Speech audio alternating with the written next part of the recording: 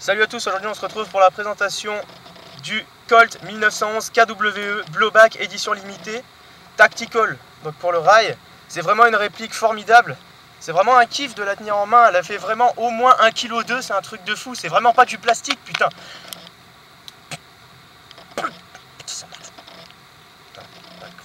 One eternity later. Putain, mais c'est quoi cette merde? Bon ben rebonjour tout le monde, hein. Je suis un peu dépité mais bon, qu'est-ce que vous voulez, c'est comme ça, hein. On n'a pas de la chance tous les jours. Donc c'est le Colt 1911 Cybergun qui de toute évidence n'est pas blowback, culasse fixe et full plastique. Sauf l'intérieur. Enfin peut-être sauf l'intérieur. Ah non, on a un chargeur en métal qui ressemble à rien. Bon à part ça, ça va. Bah sinon je sais pas trop quoi dire quoi. Bon, pour parler vraiment de cette réplique, on va quand même pas l'insulter tout du long.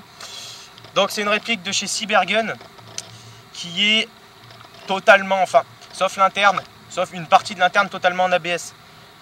Après c'est une réplique qui est vraiment bas de gamme. Donc c'est une réplique pas bas de gamme dans le sens c'est pas forcément de la merde, mais c'est pour vraiment commencer l'airsoft à un stade où faut commencer quoi. Parce que le truc vaut 35 € à peu près. Après ça reste correct, hein. C'est un fonctionnement au CO2. Donc on va le voir ici, donc là il faut tourner et ça... vous pouvez insérer une cartouche de CO2, tu peux me passer la clé? Voilà, donc ça c'est pour le fonctionnement au CO2. On a un chargeur, bon c'est un chargeur barre. Donc c'est pas... Donc en gros la cartouche de CO2 n'est pas incrustée dans le chargeur. Ah, c'est pas... Ça rajoute pas forcément du réalisme. Donc les billes on les rentre par le dessus. Ça rajoute pas forcément du réalisme, mais bon, pour une réplique à ce prix-là, on va pas cracher dessus. Il a une contenance d'à peu près 9-10 billes, ce qui est pas non plus exceptionnel. Donc voilà, là je vais le montrer. Donc on tourne avec une clé Allen. Ça aussi c'est un petit défaut parce qu'ils auraient pu faire un peu comme sur tous les modèles ASG, incruster un pas de vis qui nous permettrait avec les doigts directement, sans avoir besoin d'une clé Allen, de le déboucher. Donc là on va monter une cartouche de CO2. Donc voilà, c'est des cartouches standards de 12 grammes. Donc on insère ça dans le cul de la réplique, sans mauvais jeu de mots. Après on remet ce petit bouchon. Oh bordel de merde, le filetage. Voilà. Après il faut visser. Bon, je pense que vous n'êtes pas totalement con, donc il faut visser, vous l'aurez compris. Alors après, comme sur toutes les petites vidéos YouTube de pistolets à CO2, on entend le petit pchit les enfants. Il arrive. Peut-être. Voilà, on a tous entendu le petit pchit, on est content.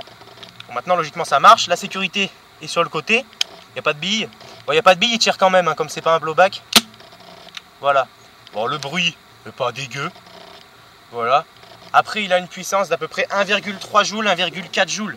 C'est vraiment beaucoup pour jouer en bâtiment. Pour pas dire c'est trop. C'est beaucoup trop pour jouer en bâtiment.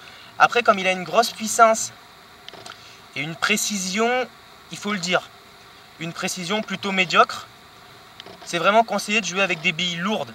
Donc des billes 0,25, 0,30 grammes. Faut pas foutre de la 0,12 là-dedans, hein, sinon ça vole de tous les côtés, tu vas toucher plus d'alliés que d'ennemis. Donc c'est pas vraiment utile. Après, au niveau du réticule de visée, donc c'est une mire et une hausse, tout ce qu'il y a de plus simple.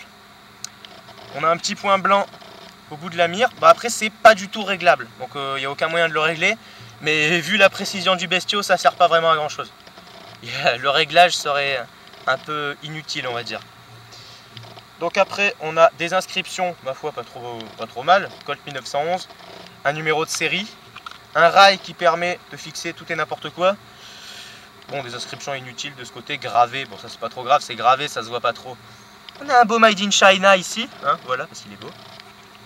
Alors après, au niveau des plaques de crosse. Donc les plaques de crosse, c'est cette partie-là, avec les deux vis, qui peut être démontée et peint à la guise de l'utilisateur. Ce qui est quand même pas trop mal, il faut le dire. De pouvoir peindre sa réplique dans la couleur où on le veut, sans peindre l'intégralité. Après, donc pour faire tomber le chargeur, on a le petit teuteux là. Voilà.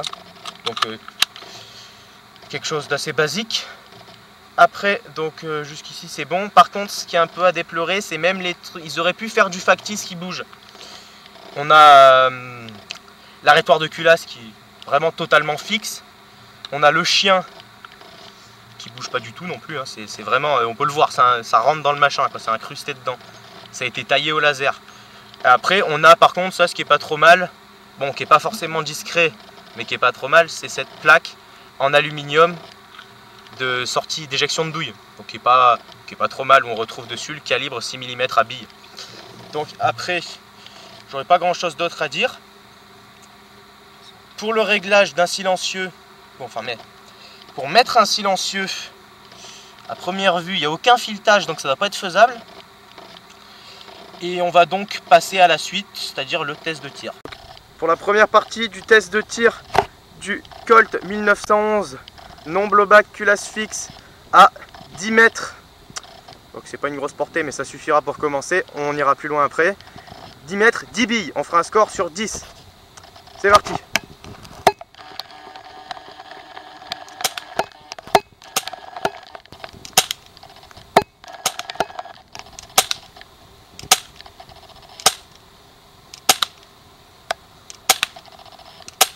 Donc voilà pour le test de tir à 10 mètres. Donc à 10 mètres quand même ça fait short. Et pour un pistolet airsoft c'est quand même pas très concluant, hein. On a 6 billes sur 10. C'est pas super. On va pas se mentir, c'est pas super, hein. C'est pas très précis. Après voilà. Donc on va continuer à 20 mètres. On va voir si ça se dégrade encore. Et peut-être qu'on ne fera même pas le tir à 30 mètres. Colt 1911. Test de tir, 20 mètres, Siberian, culasse fixe. C'est parti.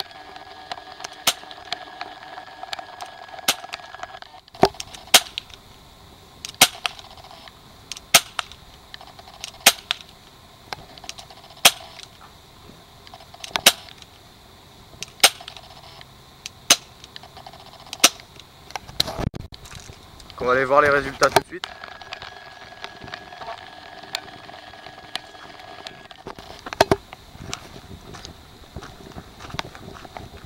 Donc pour les résultats, qu'est-ce que ça donne?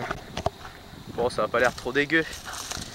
Donc on a 1, 2, 3, 4, 5, 6 impacts. Donc plus un coup qui n'est pas parti. Bon, on va dire en gros vous chopez entre 6 et 7 fois sur 10 votre cible à 20 mètres. Alors ce qui est un peu bizarre, c'est que on ait fait moins ou à peu près pareil au premier test de tir sur 10 mètres. Bon, ça c'est la faute du tireur, c'est une grosse merde quoi. Donc on va pas se mentir, voilà, donc c'est une bite, hein, on n'y peut rien. Donc on va dire que pour rectifier un peu, on va dire qu'à 10 mètres vous avez, c'est quand même du 8 sur 10. Ça remonte un peu nos espérances. Bon voilà. On va quand même faire du coup un test de tir à 30 mètres. Donc voilà, ce sera le dernier test de tir du Colt 1900 Cybergun culasse fixe. Ce test de tir va se passer à 30 mètres, je suis un peu perplexe mais... T'es pas le seul. Voilà, donc on va bien voir ce que ça donne. C'est parti.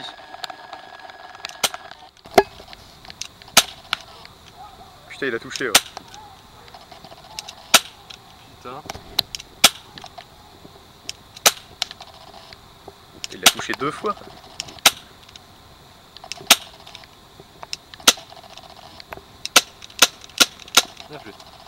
Donc là sur la fin il s'est un peu énervé, mais c'est parce qu'il n'y avait plus de billes. Pour bien vérifier qu'il n'y ait plus de billes. Donc on va aller voir tout de suite les résultats, mais je crois que j'en ai compté 2 qui ont tapé. 2 sur 10.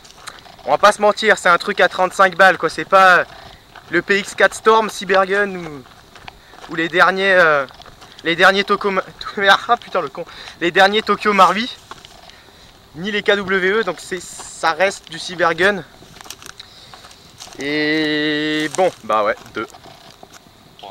3. Et ben, il y a eu 3 tirs portés à la cible à 30 mètres sur 10.